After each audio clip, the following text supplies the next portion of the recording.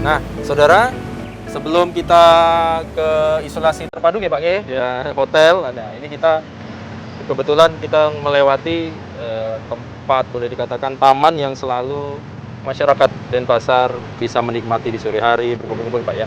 Jadi tadi kan dinyatakan bahwa Denpasar levelnya dinaikkan ya Pak ya? Iya, betul. Jadi level 3. Kemudian ada ketentuan bahwa apa saja Pak kondisi kalau level 3, kalau PPKM level 3 ini seperti apa Pak? Apa yang dilakukan?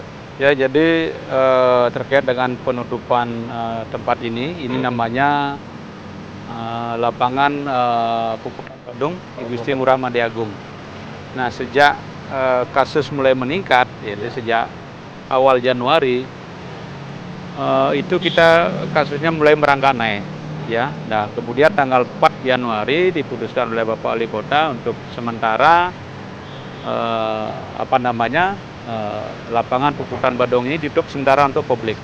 Termasuk juga ada 3 tempat lainnya yang kita tutup, ya. Kemudian ada Taman Kota Lumintang, kemudian ada Lapangan Lumintang dan Taman Bermain Anak atau Taman Janggan yang ada di Renon. Ya, baik. itu kita tutup sementara karena memang di sini bisa sore hari ya bisa kita lihat banyak masyarakat yang datang, kemudian sekedar untuk rekreasi ya, Beramai ya, untuk dengan olahraga juga banyak. Jadi karena kasusnya mulai meningkat dan juga ada instruksi Menteri Dalam Negeri nomor 9 tahun 2022 di mana status PPKM Denpasar itu ditingkatkan menjadi PPKM level 3. Nah, terkait dengan PPKM level 3 ini memang ada beberapa pembatasan kegiatan masyarakat yang dilakukan. Salah satunya adalah terkait dengan fasilitas publik. Di samping juga terkait dengan kegiatan PTN, kemudian kegiatan usaha, mal, kemudian kegiatan perkantoran itu juga ada pembatasan. Itu diterapkan di Denpasar juga ya. Jadi ini ada permakluman untuk masyarakat karena kita level 3. Iya. Memang ditutup sementara ini. Iya, ditutup sementara. Untuk beberapa fasilitas umum yang empat taman ya Pak ya kalau di Denpasar gitu ya. Kemudian juga tadi mall. Kalau mall operasionalnya mallnya juga dibatasi ya. Pertama itu terkait dengan kapasitas ya. Kapasitas pengunjung ya harus maksimal 50%. Kemudian juga wajib menerapkan atau memasang barcode Peduli Lindungi. Jadi bagi pengunjung, bagi masyarakat yang hadir ke mall juga wajib melakukan scan QR code Peduli Lindungi. Ini tujuannya untuk apa nih Pak? Jadi untuk melakukan screening, untuk mengetahui kapasitas pertama, dan kelihatan kapasitasnya, kemudian status kesehatannya. Status kesehatan yang bersangkutan, apakah sehat atau tidak sehat. Dan kemudian di sana juga terkait dengan PPKM level 3, jam operasional juga dibatasi. Jam operasional juga dibatasi. Dan dampak yang lain adalah ini sekolah ya Pak ya, kalau nggak salah Pak ya. Jadi, pembelajaran tatap muka ini akhirnya ditunda lagi Pak. Iya, gimana betul. Pak? Jadi terkait dengan penghentian sementara PTM ini atau pembelajaran tatap muka memang terkait dengan peningkatan kasus ini, kita temukan data atau kita temukan kasus juga banyak muncul dari lingkungan sekolah. Ya, lingkungan sekolah ini yang kita temukan baik dari tingkat SD, ya, SMP, bahkan SMA, dan bahkan beberapa sekolah yang kita temukan ada klaster sekolah. Dan oleh karena itulah, jadi dengan berdasarkan keputusan rapat yang diambil, kemudian diputuskan untuk pembelajaran tatap muka atau PTM kita hentikan sementara, kemudian digantikan dengan pembelajaran jarak jauh atau PBJ ya, yang disebut juga dengan pembelajaran online. Itu dari TK, SD, SMP sampai tingkat SMA. Iya, ini berlaku. Iya, berlaku untuk yang itu ya kira hampir kalau di Bali sampai seluruh Bali juga menghentikan. Kita Denpasar juga itu sejak awal Februari atau akhir Januari kita sudah melakukan penghentian sementara. Kalau surat edaran yang dikeluarkan itu berlakunya gimana Pak sekarang ini? Ya, jadi memang kalau surat edaran yang kita keluarkan itu memang tidak kita mencantumkan batas waktu ya. Kita akan melihat situasi kondisi. Jadi kita akan melihat kalau memang kasusnya sudah melandai, kemudian cakupan boosternya semakin meningkat, dan tingkat kepatuhan dan kedisiplinan masyarakat juga semakin meningkat, tentu akan ada evaluasi lagi. Memang ini sementara lagi-lagi tergantung dengan kasus ya Pak ya. Iya. Kalau sekarang kan posisi di 400 ke 500 Iya, ya Pak. betul. Ada indikasi ini sudah di puncak atau belum sih Pak sebetulnya, atau memang bagaimana Pak? Ya, memang kalau kita mencermati beberapa pendapat para ahli ya, baik ahli epidemiologi ya, kemudian juga arahan dari Satgas Pusat.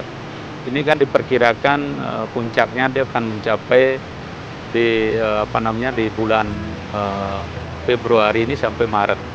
Ya, sampai Maret. Jadi kita tetap berusaha, itu kan prediksi, tapi bagaimana kita seluruh Satgas dibantu dengan satuan-satuan yang lain berupaya untuk agar kasus ini bisa lebih cepat terkendali, sehingga kita bisa melakukan aktivitas seperti semula, perekonomian bisa bergeliat kembali. Tetapi yang paling penting, karena masih dalam masa pandemi, prokes itu yang paling penting. Prokes paling penting. Memang ini lagi-lagi ya kesadaran masyarakat, tidak usah khawatir, tidak usah takut berlebihan, tapi tetap waspada gitu Pak ya. Iya, betul. Karena Betul, memang, Mas. ya sedikit agak berbeda mungkin ya Omikron dengan Delta ini ya.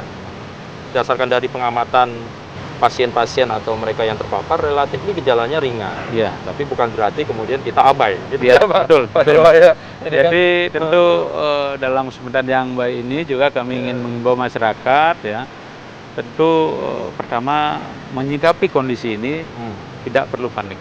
Ya, tidak perlu panik. Jadi yang penting bagaimana kewaspadaan kita. Jadi kadang-kadang kan kalau panik berlebihan itu bisa kan menurunkan imun tubuh kita. Justru menurunkan Betul. stres Pak. Iya. Jadi yang penting bagaimana kita bisa melakukan aktivitas, tetapi tetap ingat prokes seperti masker, ini yang sangat penting. Kemudian jaga jarak. Ya, ini kan kita sudah jaga jarak. Kemudian sesering mungkin melakukan cuci tangan setelah melakukan aktivitas. Kemudian menghindari kerumunan. Ini penting. Dari kerumunan, karena itu sangat berpotensi sekali terjadi penyebaran kasus COVID-19. Kemudian yang tidak kalah pentingnya adalah mengurangi mobilitas. Jadi kalau memang tidak ada penting sekali ya, karena tingkat mobilitas ini ya kita lihat begitu mobilitasnya kembali normal lancar, kasus mulai merangkak naik. Apalagi indikasi Omikron ini cepat sekali ya Pak ya. Penyebarannya sangat, kalau kita melihat 2-3 kali lipat. Kalau kita lihat indikasi dan data kasus yang kita temukan ini kan peningkatannya sangat signifikan sekali. Oke. Baik, Pak, luar biasa. Nah, prokes kita perkuat, kemudian Satgas melakukan operasi justisi sebetulnya untuk mengingatkan kembali ya kepada masyarakat. Nah, yang terakhir nih, bukan yang terakhir, salah satu lagi ukuran ini kan Pak, vaksin nih Pak Dewa gitu. Nah, kalau untuk vaksin sendiri, kalau untuk data untuk masyarakat Denpasar seperti apa sih Pak sampai perjalanan sekarang ini Pak? Kalau kita melihat vaksin, sebenarnya cakupan vaksinasi yang 1 dan 2 ya, untuk vaksinasi dosis pertama dan dosis yang kedua, kita bahkan sudah melewati target ya, dari sasaran untuk penduduk Denpasar yang berKTP Denpasar itu sekitar 600.000, kita bahkan sudah mencapai angka 800.000 lebih. Penduduk di Denpasar? Ya, itu artinya banyak juga penduduk di luar Denpasar atau yang tidak berKTP Denpasar yang kita vaksinasi di kota Denpasar. Sehingga capaiannya kalau kita melihat angka itu sampai 130%. Dan kemudian kita sekarang menggencarkan untuk vaksinasi dosis ketiga, atau yang sering disebut dengan booster. Dan ini kalau kita melihat angka, kita terus gencarkan. Kan pertama kan untuk nakes juga sudah 100% booster. Kemudian sekarang yang kita gencarkan adalah lansia, karena ini termasuk kelompok rentan, ya, termasuk juga masyarakat umum. Dan ini sudah mencapai sekitar 30%. Ini jalan Pak ya, booster? Terus jalan Pak, tiap hari. Jadi, kita siapkan ada 40 pasienkes, 40 tempat pelayanan kesehatan masyarakat ya, untuk memberikan pelayanan kepada masyarakat untuk vaksinasi booster. Di samping juga tempat-tempat lain ya yang kita kerjasama dengan TNI, Polri melakukan serbuan vaksinasi lah istilahnya, melakukan vaksinasi massal di tempat-tempat tertentu ya, baik di Wantilan ya, untuk melakukan vaksinasi pada masyarakat. Di samping 40 paskes ini terdiri dari puskesmas, seluruh puskesmas Oh, puskesmas yang ada di Kota Denpasar pasti memberikan melayani vaksinasi. vaksinasi ketiga. Kemudian seluruh rumah sakit yang ada di Denpasar, baik rumah sakit pemerintah maupun rumah sakit swasta. Baik. Kemudian juga ada klinik-klinik kesehatan. Oke.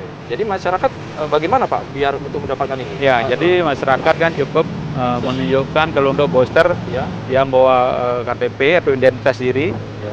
karena penting Identitas dicatat diri untuk manapun ya Pak. ya Denpasar ataupun kita luar lah. Denpasar Ya. kalau mereka berdomisili di ya Denpasar domisili boleh Denpasar Pak. ya, tetap kita layani. Kemudian yang kedua membawa sertifikat vaksinasi yang pertama dan kedua. Oh.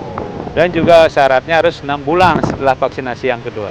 Ya. Oh, baik. Jadi syaratnya sudah vaksin dosis 2 lah Pak ya. Ya, Dibuktikan dengan sertifikat atau di peduli biasanya sudah tercantum ya Pak. ya, Dan itu kemudian dihitung 6 bulan sesudah vaksin kedua disuntikan. ya, Baru boleh. baru boleh. Boleh menerima ini. Nah, ini penting juga bagi masyarakat bahwa pemerintah Kota Denpasar membuka ada 40 titik vaskes tadi yang melayani Ya. masyarakat penduduk untuk booster kedua dengan syarat-syarat yang tadi Pak. Ya. Jadi nggak usah ragu karena ini juga bagian dari cara kita Pak ya, ikhtiar betul. kita untuk mengatasi ini Yang ya. mengatasi.